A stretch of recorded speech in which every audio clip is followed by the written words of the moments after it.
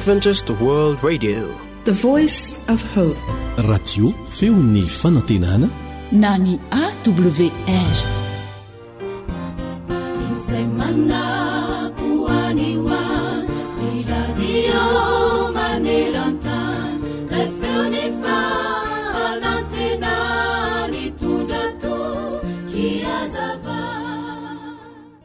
Hoy ty manam-pahendrena anankiray, ny tena namana miady ho anao, manaja anao, mandray anao, mampahery anao, mila anao, tianao, mamela ny elokao, manoro anao ary eo anilanao hatrany, indrindra amin'ny fotoana tena mahakivy sy mahamaloka anao. Raha toa ka misy olona iray milaza fa namanao, kanefa mandao anao rehefa tody zavatsarotra ianao, dia tsy namanao izy izay fa olo-mpantatra ao fotsiny ihany. Ny tena namana, na dia manohitra sy mandao anao avokoa aza ny olon-drehetra, dia eo anilanao foana izy.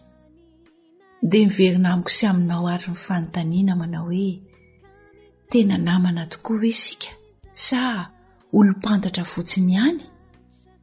Ny lohany indrindra amin'izany sady namela fianarana ho antsika dia Jesosy, ilay tena tianao, tsy mahafoy anao, fa sady manoro anao ny mety sy ny tsy mety, izay tokony ataonao sy tsy tokony ataonao, ary tsy andao anao naoviana raha mbola avelanao hanampy anao. Ahoana hoy ny tenin'Andriamanitra amintsika ao amin'ny ohabolana 7:17, izay tena sakaiza tokoa dia tia amin'ny andro rehetra, sady miseho ho rahalahy hamonjy amin'ny fahoriana. Amen. Miteny ny Baiboly hanisan'andro mofonaina, raisoao am-pofazamalaina, faritomotrany andro izao.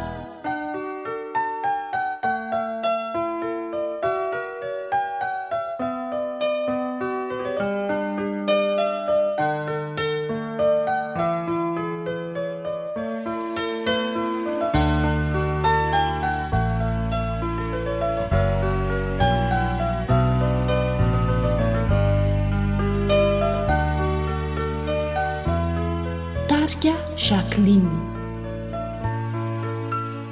Namany anao, tena namana, ny fampizara zay tampelatanana,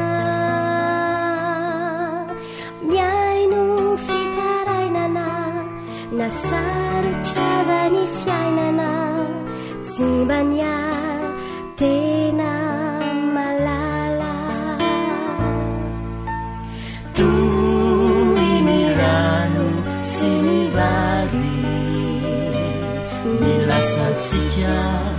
tuni vaumali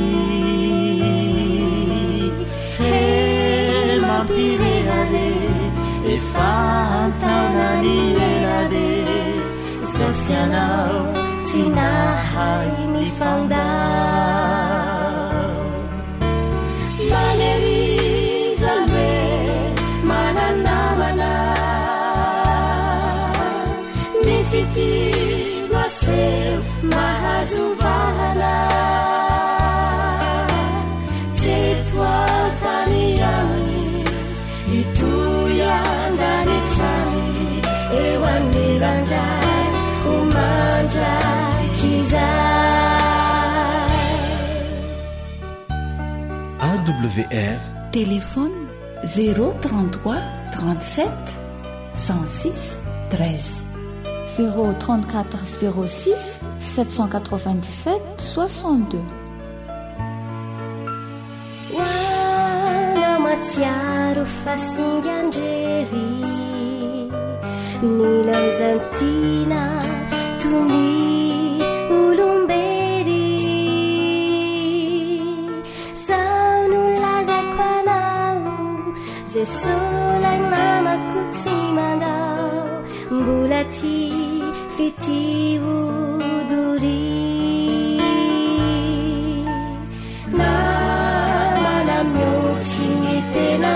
fana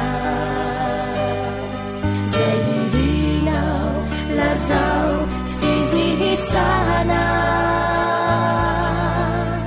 izy tompo barefana panjaka ny fagagana oavi ekeo jesoti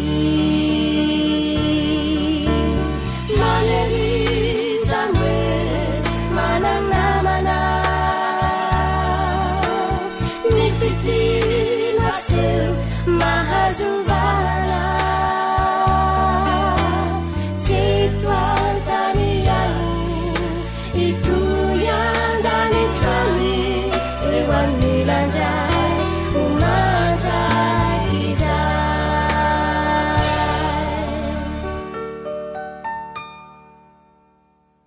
ewanmilandrai umanjakizai.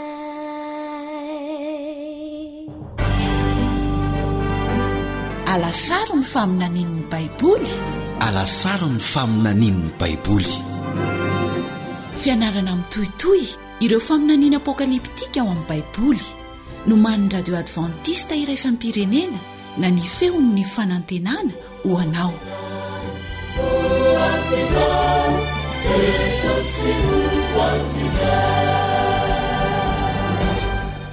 movy anisan'ireo famantarana ny fahakekezan'ny farany ny covid-19 miazakazaka ny olana teraka izany mbola hisy fitotonganana raha toekarena hitranga ve ary movy jesosy rehefa ho avy indray dia hiseho any amin'ny toerana samihafa eto amin'izao tontolo izao sa ahoana ny fomba fiaviany fantatrao ve fa ny baiboly dia efa nilaza meloma zava-tsara ireo toe-javatra momba ny fiafaran'izao tontolo izao ary indrindra ny baiboly dia manome toromarika ny amin'ny fomba tokony homanantsika hiaraka hitady ny valin'ireo fanontaniana ireo sika ao anatin'ny alasaro ny faminanian'ny baiboly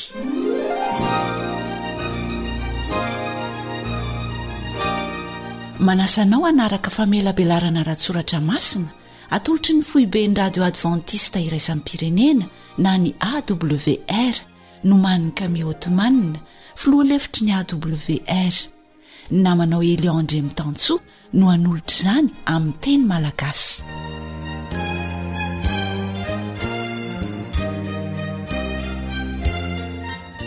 sotranao miaraka aminay ao anatin'izao fiarah-mianatra ny ten'Andriamanitra izao manala sarona ireo faminaniana ao anatin'ny baiboly miaraka aminao hatrany ny mpiara-mianatra aminao Eliandre Mitantsoa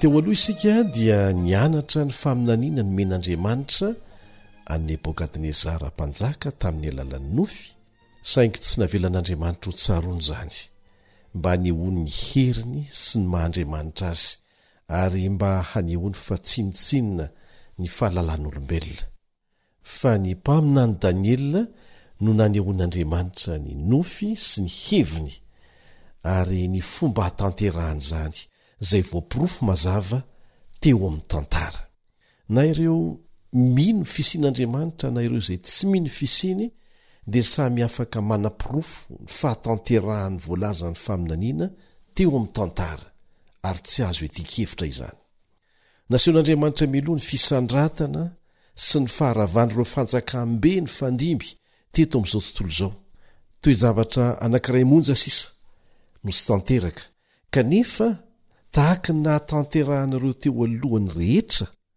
izay toa tsy nampino ny hatanteraka azy kanefa tanteraka avokoa fa tahaka ny nahatanterahanyireo no tsy maintsy hatanterahany ty farany ity dia tsinona izany fa ny fahatongavan'ilay vato sy ny endahan-tanana voalaza ao amin'ny faminaniana ny menan'i Daniela izay maneho ny fiavian'i Jesosy indray ny amin'ny raony lanitra fa tsy asteroida akory laza melony amin'ireo toe-javatra hitranga melohany aviandray Jesosy movie mbola afaka ny atoky an'izay nylazaina isika satria miseho avokoany izy ireny ankoatra ny fahatanteran'ireo faminaniana ao amin'ny Daniela toko 2 izay nampiariary mazava tsara amintsika fa tena efa nitombotra amin'ny fiavian'i Jesosy indray dia ho aseho anao eto androany fa tanteraka raha-baky teny avokoa reny zavatra nylazainy fa hitranga ireny izay famantarana ny fahatomora ny fiaviany indray eny amin'ny raonlanitra.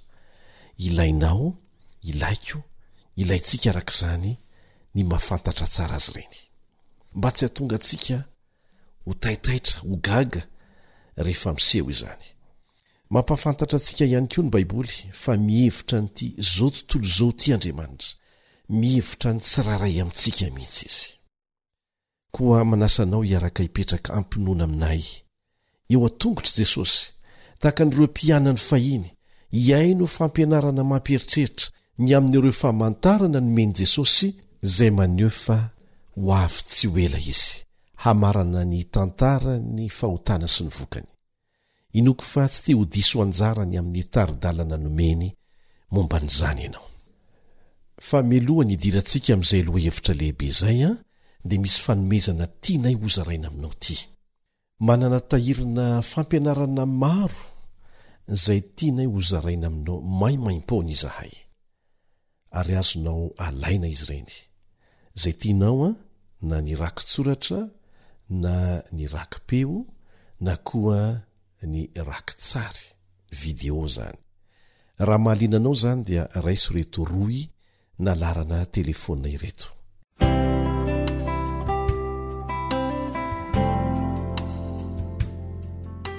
ireto ary nindroy ahafahanao miditra amin'izany: awr.org na feo fanantenana.org, na ny laharany finday 034 06 797 62, 033 07 170 70.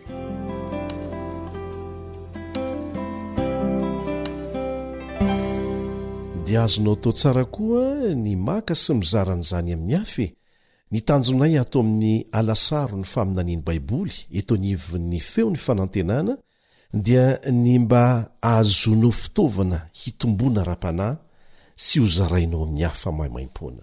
Ka dia manasanao izay hisoratra anarana amin'ny fianarana Baiboly amin'ireo fomba samy hafa efa nomena ireo, ahafahanao manao fandalinana bebe kokoa. Ankoatran'izany dia mety hanana fanontaniana ianao mandritra ny famelabelarana, dia manasanao handefan'izany amin'ny alalan'ny hafatra na ny SMS. Azonao atao koa ny mandefan'izany ao anatin'ity page ny Facebook ity izay natokantsika ho amin'izay mihitsy.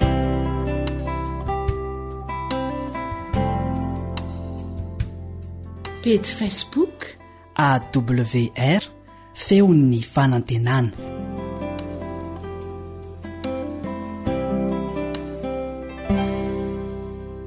Milohan'ny hanomboantsika ny fiarah-mianatra dia manasanao mba hiaraka hivavaka amiko. Rainay izay ny an-danitra, mpanjaka an'izao rehetra izao, Tompo, tonga eto anatrehanao izahay amin'ity anio ity, satria te andalina ny amin'ireo famantarana ny fahakekezany fiavianao indray izahay, mba ahatonga anay ahafantatra mialohan'ny fiomanana ho amin'izy ireny. Ka mba tsy orooro izahay, fa hiantehitra aminao kosa ary ho raiki-pity lalina aminao aza eo ampianaranay ireo fampitandremana nomenao anay, Tompo.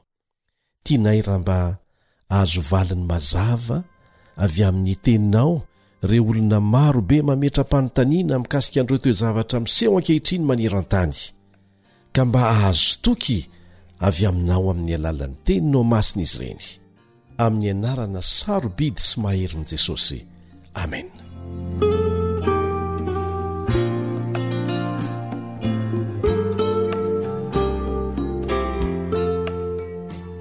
Saika nandalo tamin'ny fihibonana ny confinement avokoa ny firenena rehetra eto an-tany vokatry ny Covid-19.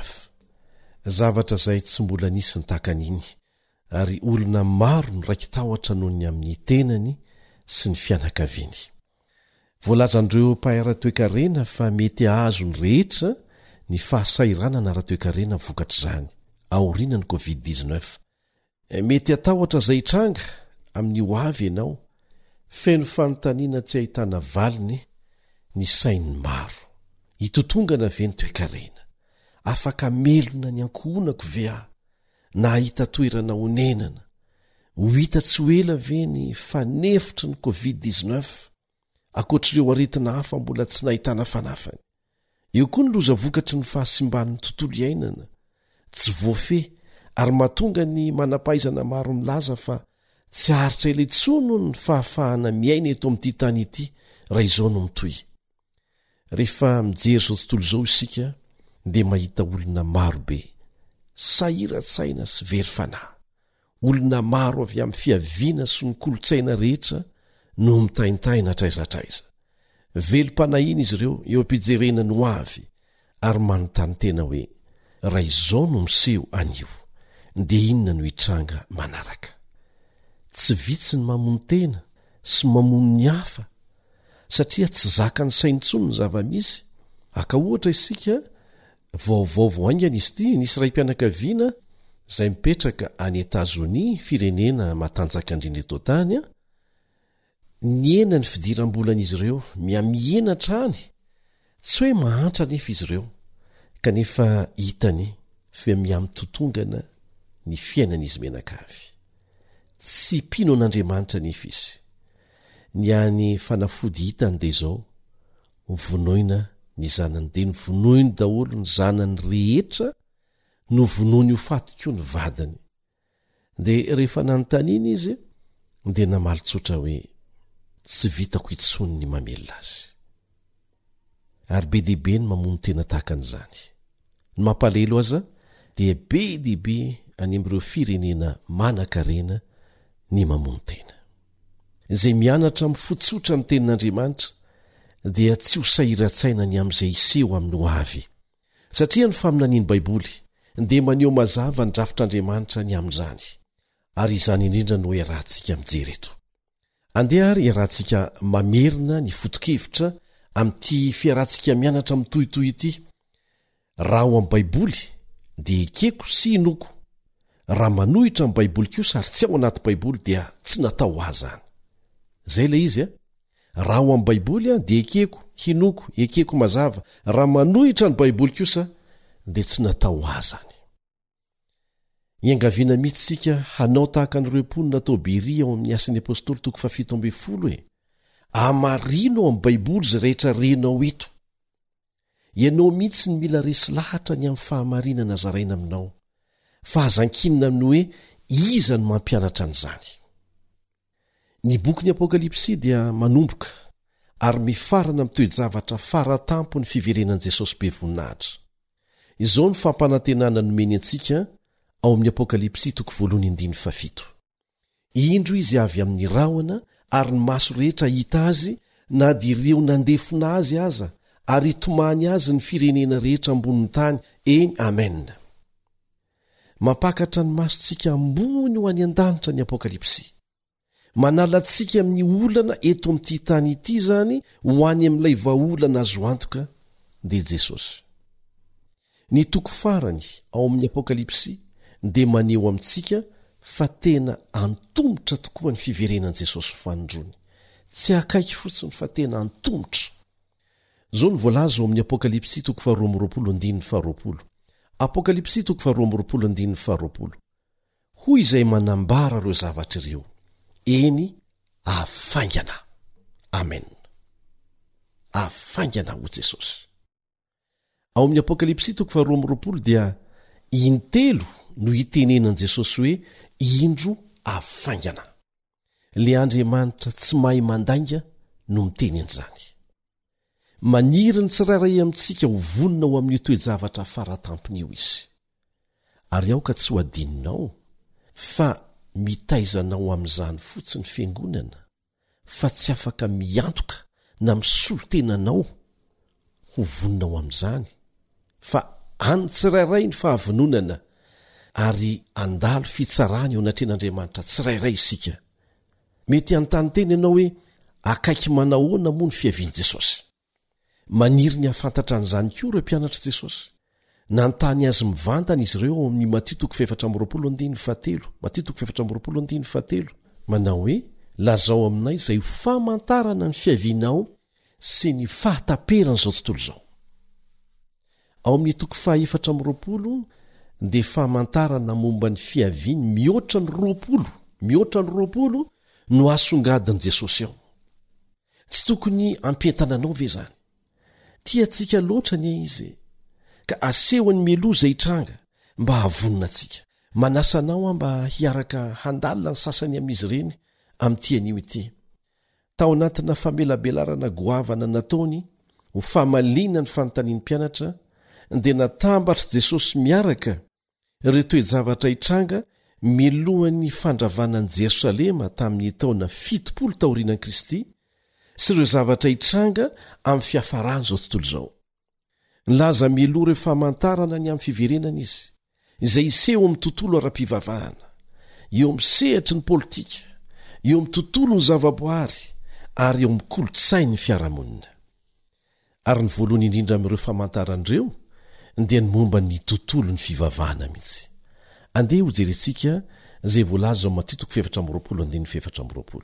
Matio 4:20 ahitana ny fampitandremana ny meny Jesosy.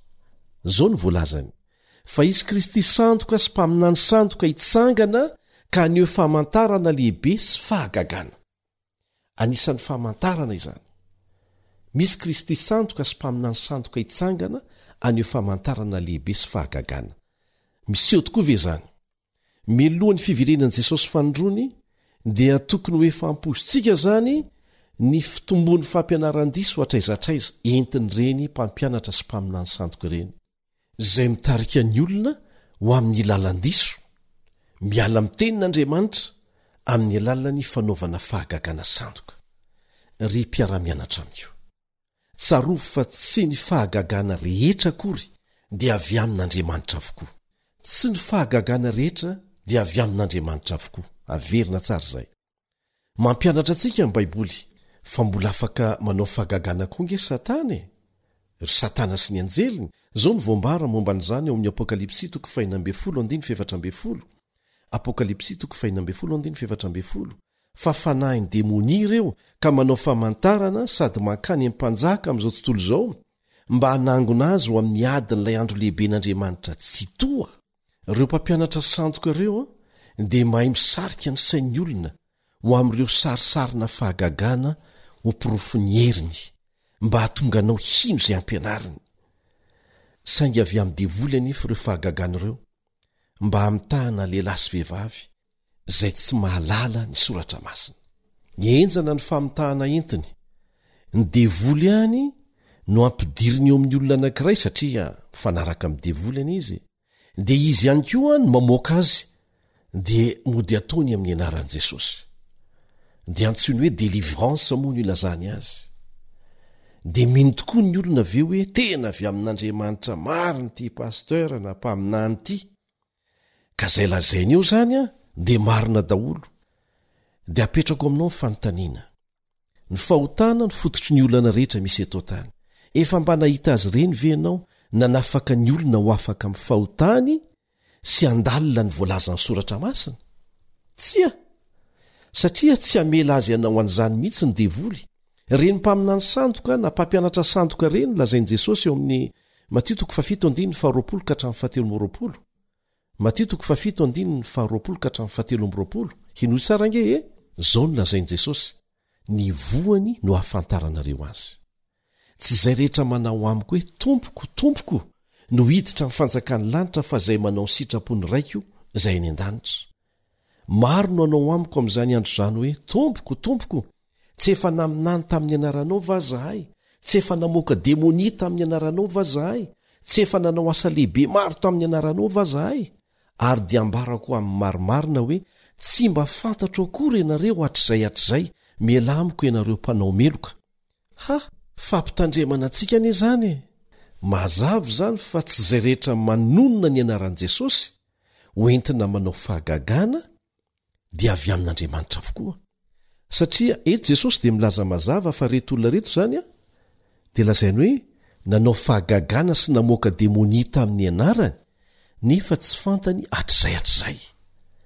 Zany no antony tokony halalanao ny Baiboly ho an'ny tenanao manokana ry havana mba tsy havoafitaka anao. Zany no tsy maintsy ianarana ny tenin'Andriamanitra mba tsy ho latsaka mifandrika. ka inona ry zany ny feny tsara baiboly? Ahalalana ny mpampianatra marina. Zao ny voalaza ao amin'ny Jaona 1:2 izay manao hoe fantatro izy nefa tsy mitandrina ny didiny dia mpandainga ary ny marina tsy ao anatiny. Io no sedra mazava. Noho izany ny mpampianatra marina dia mampianatra ny olona hitandrina ny didin'Andriamanitra ary milaza ny marina. Ka mitandrema raha misy olona tonga aminao na dia maneho famantarana mampitolagaga azy izy, mahay manasitrana ny marary, raha tsy manaiky ny fampianarana mazava ao amin'ny Baiboly izy, dia miazakazaha, mijery ny Baiboly aingana. Sedrao amin'ny tenin'Andriamanitra ny fampianarana rehetra renao na aviaiza, na amin'ny radio, na amin'ny televizion, na amin'ny Facebook, na ny ampiangonana, na aiza, na akalamanjana, sokafy malaky ny Baibolinao dia hamarino. Ary izany indrindra no antony hanononanay mazava ny andininy rehetra ao amin'ny Baiboly eto, mba ho azonao hamarinina ao amin'ny Baibolinao izy ireny. Manome toky anao fa ny tenin'Andriamanitra irery ihany no ampiasaintsika ho tari-dalana mandritra ny fiarahantsika. Manasa anao mba hianatra izany ho any tenanao manokana, fa aza manaiky ampatsorana izay lazaiko, fa hamarino. Zany no nampatanjaka ra-panahy ny olona tao Beria voalaza ao amin'ny Asan'ny Apôstôly 7:12. Asan'ny Apôstôly 7:12. Voalaza ao fa ny toe-panahindreo dia tsara noho ny tany Tesalonika, satria maninona? Nodinian'izy ireo isan'andro ny soratra masina hanamarinana izay lazain'ny Paoly. Izay no makitsika azy ao amin'ny dikateny DM mazava tsara. Na ny Apôstôly Paoly aza zany no nampianatra dia no hamarininy tao amin'ny soratra masina aloha. Ka dia manasanao izay handray an'izany fitsipika izany koa amin'ny fiarahantsika mianatra eto, hamarino tompoko. Ataovy azonao antoka fa marina izay inonao, satria no hamarinonao tao amin'ny tenin'Andriamanitra ary mifototra mazava ny hoe izao no lazain'ny tompo, fa tsy ny hoe izao no lazain'ny ranona, lazain'ny pastera, lazain'ny mpampianatra malaza zao na izao. Mitombo isa manerana n'izao tontolo izao angeny mpampianatra sandoka izay mitarika fanompompivavahana. Anisan'izany ohatra ny lehilahy anankiray antsoina hoe Shoko Asahara, izay nanota boky izay ilazany fa izy mihitsy ny Kristy, dia nilaza koa izy fa izy irero ny tompo Japoney, satria Japoney izy ity, izay nahazo fahazavana feno ary nilaza ny tena no zanak'ondrin'Andriamanitra mihitsy izy.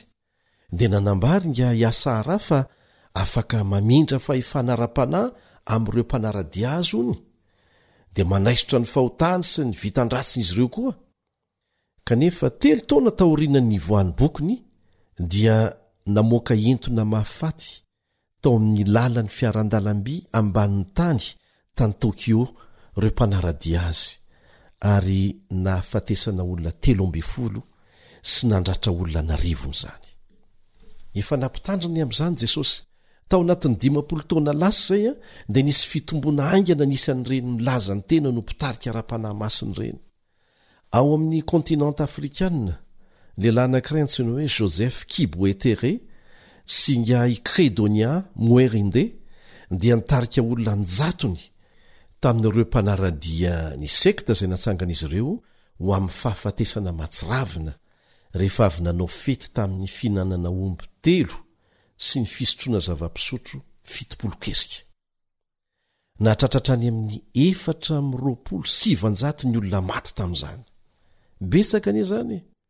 Tena mody miseho manao asa soa malemy fanahy izy amin'ny voalohany miaraka amin'ny fanaovana fahagagana, kanefa hoy Jesosy hoe ny voany no ahalalànareo azy. Dia mampitandrina koa Jesosy ny amin'ny spiritisma na ireo olona milaza ho afaka mifandray amin'ny maty, antsoina koa hoe mpilalao angatra, izay milaza ho tsindrin-javatra.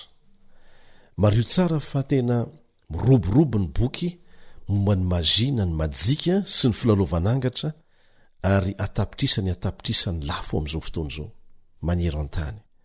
Mario tsara koa fa feno resaka momba n'izany, resaka spiritisma izany, ny famokarana sary-mihetsika, ny fandaharany fahitalavitra, ary tsy voaisa-tsony izany ao anatin'ny internet na ny trano kala-pifandraisana, misy tanjony zany rehetrarehetra zany a hanazarana ny olona tsy kelikely hino sy antehitra amin'izy ireny.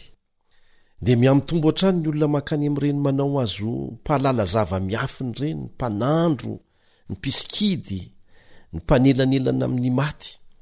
Nefa dia Satana nie no ambadika izany. Satana no miseho amin'ny endriky ny havanao na ny namanao efa maty.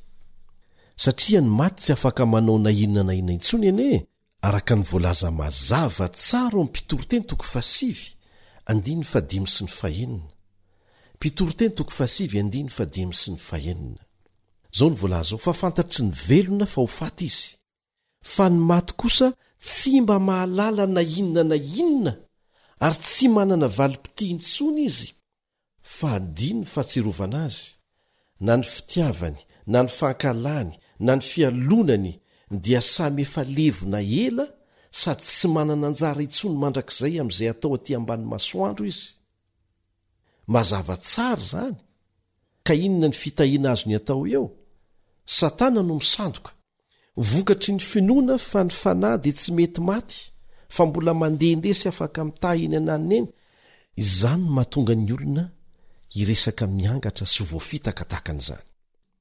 Dia tsy vitsy koa ireo olona izay mitady vonjy amin'ny mpanandro, mpijery ny kintana sy ny sisa, nefa tsy ho hitany eny mikintana ny vahaolany, tsy ho hitany any amin'ireo mpiskidy koa izany. Hitantsika fa ny fisiany firoboroboan'ireo Kristy sy mpaminany sandoka sy ireo milaza ho afaka mifandray maty renydretr'ireny a, dia famantarana mazava fa tena akaiky ny farany. Efa nisy izany taloha fa tsy miroborobo tahaka ny amin'izao fotoana izao. Misy famantarana hafa koa izay nomeny Jesosy izay ho jerentsika ao Matteo 4:17. Hoy izy: handre ady sy filazana ady ianareo, fa isy firenena hitsangana mely firenena, isy fanjakana hitsangana mely fanjakana. Efa nisy izany taloha, saingy miseho amin'ny endriny hafa mihitsy amin'izao fotoana izao, indrindra fa mifanaovana fitaovam-piadiana mahery vaika hiomanana ho amin'ny ady faratampony. Laza miloha Jesosy fa milohan'ny farandro dia izy tsy fifankazahoana iraisam-pirenena izay hanerana an'izao tontolo izao. Amin'ny teny hafa dia hisy ady amin'ny tany samihafa. Raha manao jeritodika ny taonjato lasa sika dia fantatsika fa iny taonjato lasa iny no be raha mandrika indrindra. Nisy mpahay fiarahamonina anankiray nanombana fa tamin'ny taonjato 20 dia nisy olona 20 tapitrisa maty no ny ady fotsiny. Ary amin'izao taonjato 120 izao dia be dehibe ireo fifanolanana maneran-tany toy ny tany Iraka, ny Afghanistan, ny Ukraine, Yemen, Syria, raha tsy laza afa-tsy ireo sika. Ary betsaka ny zavatra simba vokatry ny ady, mitombo ny mpitsomponenana, matahotra ny ady hipoaka amin'ny fotoana rehetra ny olona traizatraiza. Eny, mitady ho avy azo antoka ianao. Ny hany fanantenana tena izy dia ao amin'i Jesosy mpamonjy tsika irery. Na aiza ny misy ianao eto amin'ity planeta ity dia mangetaeta fiadanana ny olona. Zany no hita. Milaza mialohan'ny Baiboly fa ny ezaka rehetra ataon'ny olona hikatsahana fiadanana tsy misy an'Andriamanitra dia tsy ahomby. Hoy ny apôstôly Paoly eo amin'ny Tesalonianina 2:5-7. Tesalonianina 2:5-7 miresaka mikasika an'izany. Raha misy olona manao hoe miadana sy mandry fahizay dia anjo azy tampoka ny fandringanana ka tsy ho afaka mandositra mihitsy izy. Ohatra anankiray momba ny fikatsahana fandriampahalemana izay no heverina ampitsarana ny ady rehetra ny fifanarahana iraisam-pirenena tany Versailles tamin'ny 20 Jona 1700 izay niteraka ny fiforonan'ny Ligue des Nations. Saingy tsy nahomby izany fifanarahana izany satria tsy ela tahorinan'izay dia nipoaka ny ady ratsy indrindra teo amin'ny tantara dia ny ady lehibe faharoa. Ary izany ady izany no niteraka ny fananganana ny firenena mikambana tamin'ny taona 1700. Nefa tsy nahomby koa na dia niezaka tsara indrindra natao aza hampisy fandriampahalemana eto amin'izao tontolo izao. Mitohy hatrany ny ady ary mandrakotra n'ity planeta ity. Tena marina ny tenin'Andriamanitra ary miteny amin'izao androntsika izao. tsy mbola nisy teo amin'ny tantara ireo karazana fitaovam-pidiana misy amin'izao fotoana izao izay ahafahany zanak'olombelona mandringana ny tenany hany ao anatin'ny fotoana vitsy monja. Kiverina indray Jesosy amin'ny fotoana izay hananany olona fahafana manapotika an'izao tontolo izao amin'ny alalan'ny fitaovam-pidiana nokleary. Nampanantena Jesosy fa rehefa feno orooro no nitahotra izao tontolo izao dia hiditra ntsehatra izy, hisalovana izy ary hanafaka antsika izay mindso mandray azy ho tompontsika. Zao ny voasoratra ao amin'ny Luka 1:20. Luka 1:20. Ho reraka ny fon'ny olona no ny fahatahorany sy ny fiandrasany izay zavatra ho tonga ambony tany fa ny herin'ny lanitra dia hozongozonina. Miseho zany sa tsy miseho ankehitriny? Miseho atraizatraiza izany. Zava-misy zany. Rehefa hianjera aminao izao tontolo izao ary mandeha mifonao ny tahotra dia ilainao ny mitodika mijery an'i Jesosy satria izy no mpanao fiadanana. Ny tantara rehetra miseho eto dia mizotra makany amin'ilay faratampony indrindra avokoa dia ny fiavian'i Jesosy zany. Hoy izy, akaro hiala amin'ny tany ny masonao afantoy amin'ny zavatra tena izy any an-danitra satria efa hiverina ary marina zany ry havana. Ny ala saro ny faminaniany baiboly ry namako dia mampiseho aminao fa misy ny fanantenana azo antoka. Nojerentsika teo rehefa mantarana eo amin'ny fivavahana sy ny politika. Fa ho jerentsika indray izay lazainy baiboly ny amin'ny famantarana eo amin'ny lafiny zavaboary. Efa nilaza meloa ny baiboly fa tsy ho voafeny zavaboary manontolo miloa kely ny fiverenan'i Jesosy ary mahavaky loha ny firenena rehetra zany amin'izao fotoana izao. Ampoizina amin'ny fotoana rehetra ny siny tafiotra, ny afo, ny tondra-drano, ny rivo-doza izay tsy fahita taloha ary ny valana retina mandringana izay tsy takatry ny saina. Anisan'ireo loza voajanary ireo ny anoanana sy ny haitany izay tsy mbola nisy tahaka azy. Ary efa nambara ny baiboly meloa zany, izao mivoalaza ao Matio 4:7. Ary isy mosary sy arety mandringana ary ororotany amin'ny tany samihafa. Ekena fa efa nisy hatramin'izay ny mosary sy ny ankizy-noana, saingy mahasamihafa azy dia ny fitombony mihoapapana eo misehatra maneran-tany amin'ny fomba tsy fahita hatramin'izay mihitsy.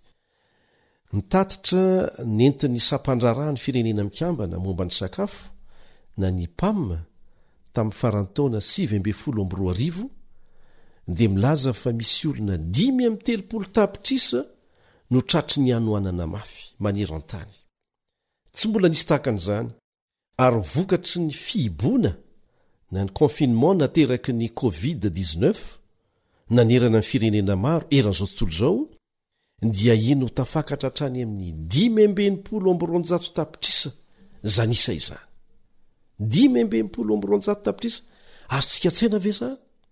Tena mosary zany nampitandrina ny sampandrarahany firenena mikambana momba ny sakafo na ny PAM fa mety hiatrika anoanana maneran-tany zao tontolo izao.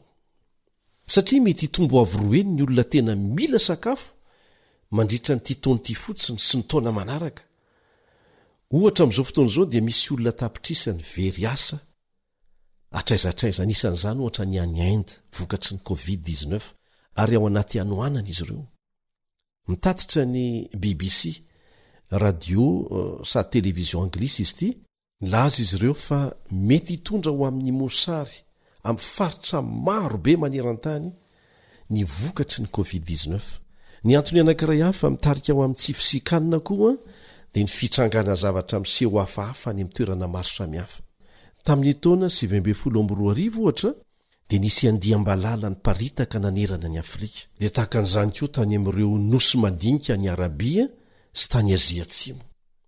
Zany fiparitahan'ny valala tany amin'ny tany efitra izany dia loza mitatao amin'ny famokarana sakafo manerana an'ireo faritra ireo izay nisy fihetraikany maneran-tany.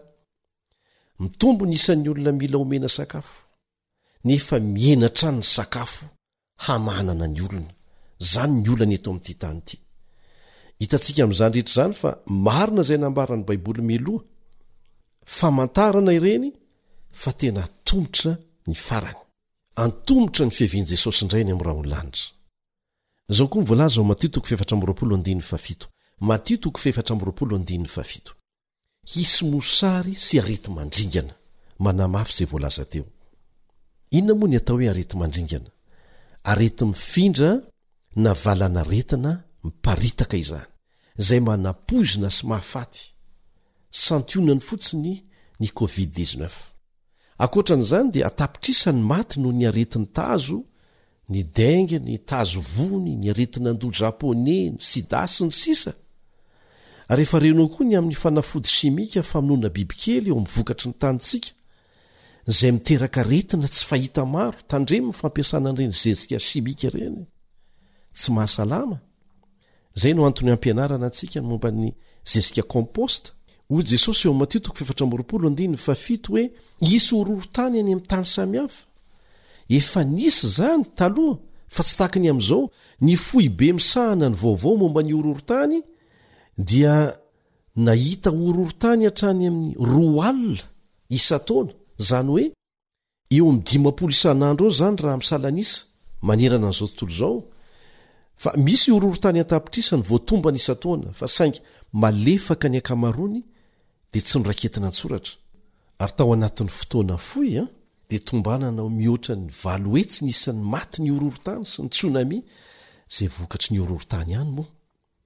Zao ny voalazan'i Jesosy eo amin'ny Luka 4:12.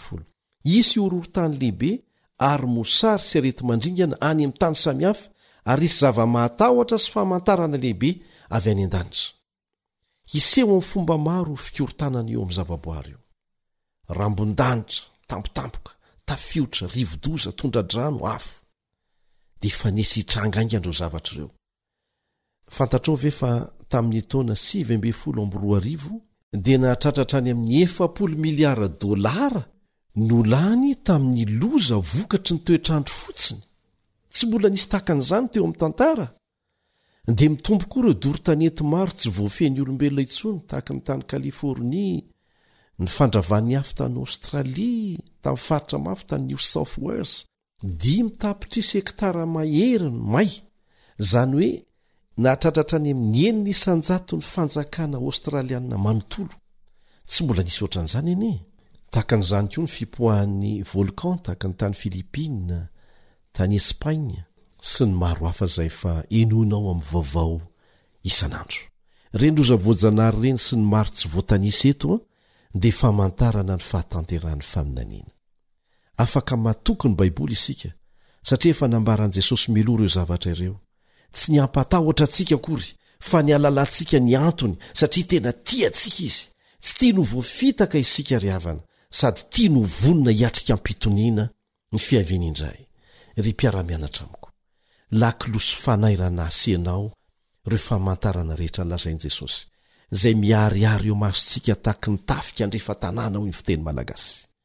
Verevitra ny amin'ny hoaviny manam-pahaizana, mitady ny fomba antosirana nyity tany ity, amin'ny fikaroana toerana hafa eny amin'ireo planeta hafa kanefa sasapoana. Ny mpanao politika sy ny mpitondra fivavahana sasany dia mihevitra fa ny fametrahana lamina vaovao iraisana maneran-tany ny vahaolana ilay antsoina hoe nouvel ordre mondial. Ry namako, tsy avy amin'izao tontolo izao mbola milomano amin'ny fahotana ny vahaolana. Efa niarahantsika nianatra fa Andriamanitra ny manana ny vahaolana azo antoka. Ho avy ilay vato sy ny endahan-tanana, efa nampilazain'Andriamanitra ny mpaminany Daniela mialoha.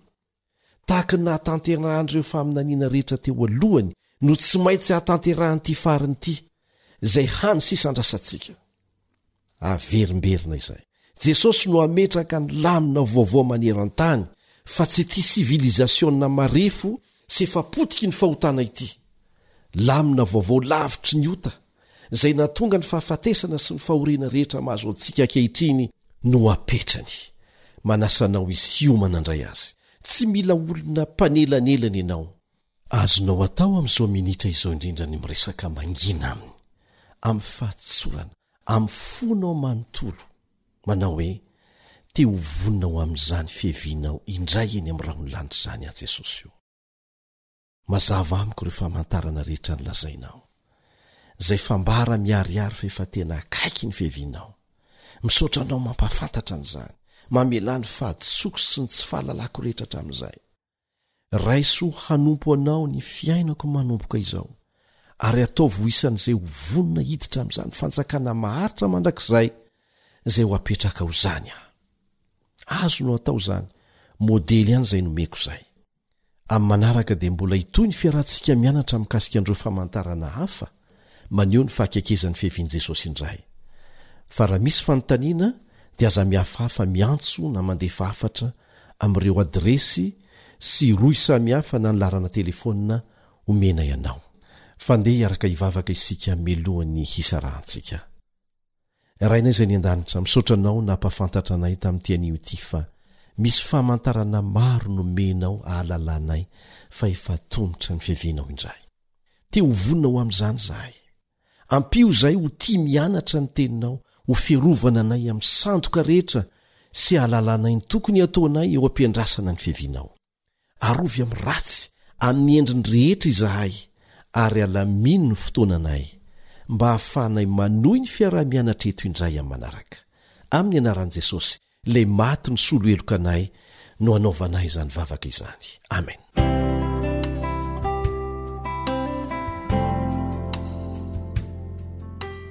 Tianao ny ahazo ireo fandarana efa nandeha teo aloha na maniry an-dalina bebe kokoa ny soratra masina ianao? Ireto ary ndroy ahafahanao miditra amin'izany. awr.org na feo fanantenana.org. Ny page Facebook kosa feo fanaontenana, mitambatra ny fanoratra azy.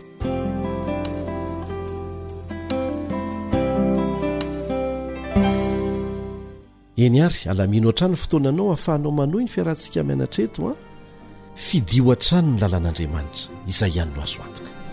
Manao mandra-peona vetivety ny mpiara-mianatra aminao Elion Andriamantanjo.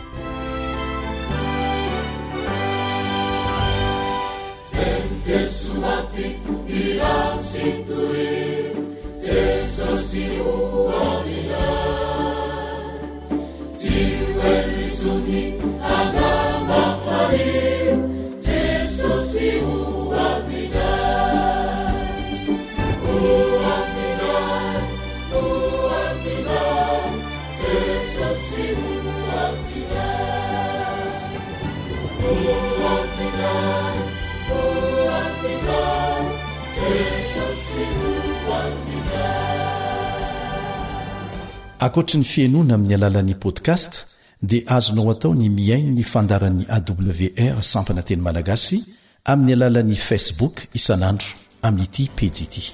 AWR feon'ny fanantenana.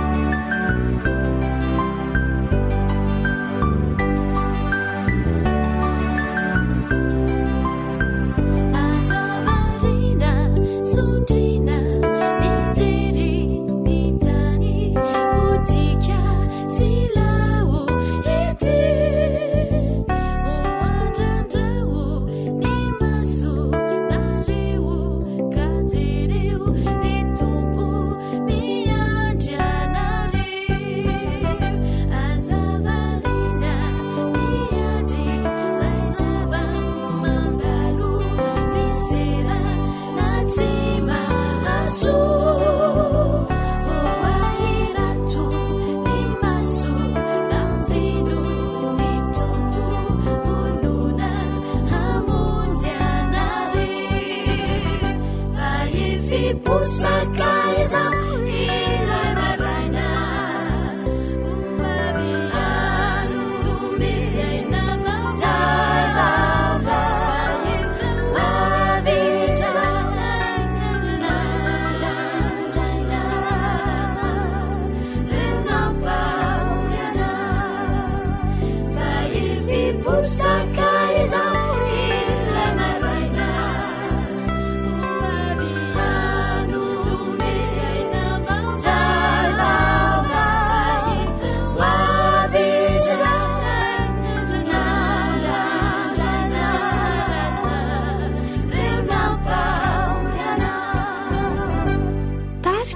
fanafa.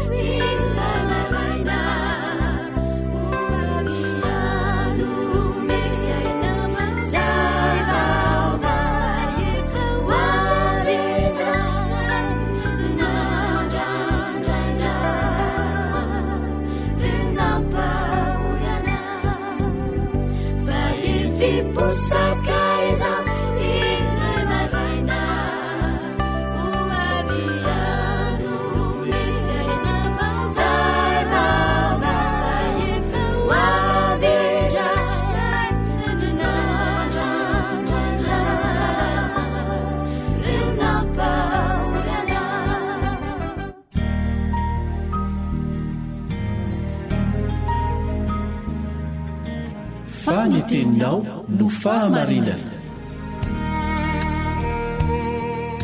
Taridalana manokana fianarana baiboly avoaka ny Fiangonana Adventista Maneran-tany. Iarahanao amin'ny radio feon'ny fanantenana.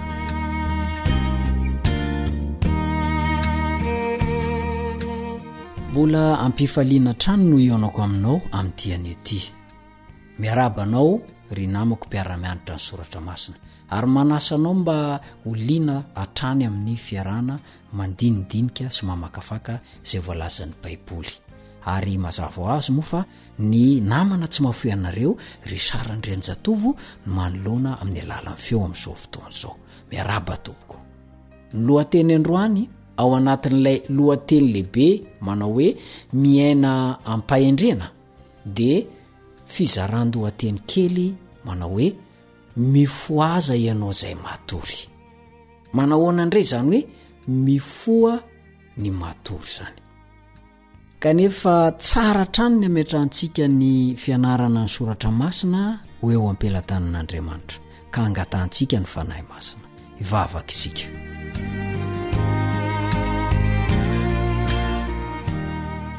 Ry rainaizy any an-danitro misaotra mankasitraka mankatelina fa ny fitantananao no nirovana anay nafana niona tahaka an'izao. Koa mamelany eloka mamindrafo raha misy tsy araka ny sitraponao izay nataonay. Taio fa andinika ny teninao izay amin'ity anety. Dia oka mba mifanahinao masina no mpianatra anay, hanoro lalana anay, hanitsy anay. Amin'ny anaran'i Jesosy no angatany izany. Amen. Mifoaza ianao izay matory. Efa naverimberyntsika teto foana fa i Paoly dia manizingizina, mamerina amintsika foana. Ny antsony hoe tokony hanana fomba fiainana mamevonatra an'Andriamanitra amin'ny mazanaka ny mazava antsika isika. Maro ireo andininy ao anatin'io bokin'ny Efesianina io. Ohatra amin'izany izao ny Efesianina 5:5-7, ny Efesianina 5:8, ny 9:2, ny 9:4, ny 9:7, ny 9:12, ny 13, ny 14. Ary ny antso ataony faharoa dia ny hoe tokony iaina ao anatin'ny fahadiovam-pitondratena isika. Tsy tokony ny kristianina mihitsy zany no aloto fitondratena. Ary manaraka izany tsy tokony kristianina mihitsy no anohitra an'Andriamanitra kaneo amin'ny asa maizina tsy mavokatsoa. Ka rehefa azontsika tsara ireo afatra anankiroa ireo dia fantatsika ny tiany Paoly lazaina amin'ny Efesianina 5:9-14. andahoany ovakintsika mihitsy izay efesianina toko fa 10:1-7 zay toy izao mivakiny amin'ny anaran'i Jesosy ary aza miray amin'ny asa maizina tsy mahavoka-tsoa fa aleo mananatra izany fa izay ataony ao amin'ny miafina dia mamenatra na dia ny milaza izany aza fa ny zavatra rehetra raha anarina dia asehony mazava fa na inona aseo dia mazava koa izany no ilazany hoe mifoazy ianao zay matory ary mitsangana amin'ny maty dia ampazavanao Kristy. Isika dia miaina ao anaty tontolo anankiray mifamaofao ao ny tsara ao ny ratsy. Isika pino nefa dia natao iaina toy ny hoe mazava ao amin'ny tompo eo anatrenin'ireo tsy pino zany tsy hoe manao ny ataony ny tsy pino dia isika koa hanao ny zavatra tsy manjary ataony fa tokony aneo isika zany fa na dia miara-monina aminy aza dia mazava ho azy fa tsy miaina tahaka ny ataony ary zay nge ny tenin'ny Kristy ao amin'le vavaka na dia eto amin'izao tontolo izao ary izy tsy hanao tahaka ny ataony izao tontolo izao fa izy mihitsy ny tokony modely ho tafin'izao tontolo izao. Ny antony dia tsotra satria tsara Andriamanitra dia tokony aneo fahatsarana ny zanak'Andriamanitra miaina eto amin'ity izao tontolo izao ty satria rehefa manao an'izay fiainana tsara zay izy maro toetra zay izy hitany rehetra io dia midika zay fa miavaka ho azy ny maizina tsy mahavoka-tsoa. Ao amin'ny 17-14 moa i Paoly dia manizingizina milaza fa mety aresy lahatra ny olona izao tontolo izao ny kristianina manao toy izany. Vokatry ny hery miasa mangina zay asehon'ny kristianina eo amin'ny fomba fiainany dia mety voatarika ino an' Jesosy ny olona ratsy fanahy manodidina azy. Ny antony dia satria eo an'loha mazava ny loto anankiray dia tonga dia mibaribary resy lahatra izy hoe kay tsy mety ty nataoko ty hitady hevitra aingana izy ialana amin'io falotona misy sy mahazo azy io ary izany fomba fiaina zany dia efa nandraman'ireo pino tao Efesosy araka ny voalazan'ny Efesianina toko 5:9-9.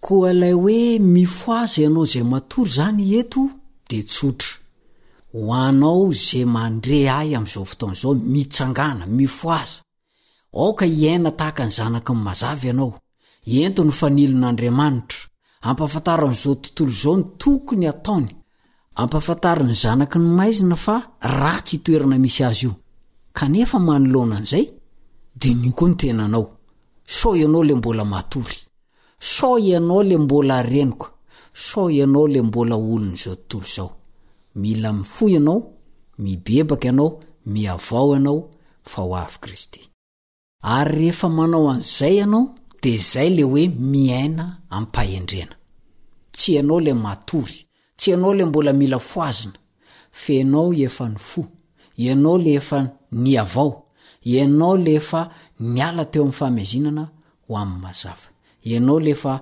ao amin'Andriamanitra koa noho izany mifoazy fotoana tokony foazantsika izao fotoana tokony foazantsika izao sanatria mbola atory indray.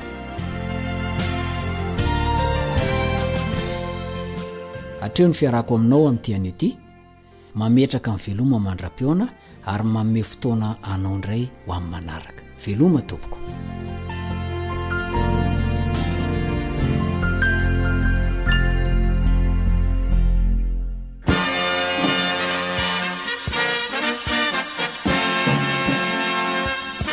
Adventist World Radio, the voice of hope. Radio Femini Fanantenana.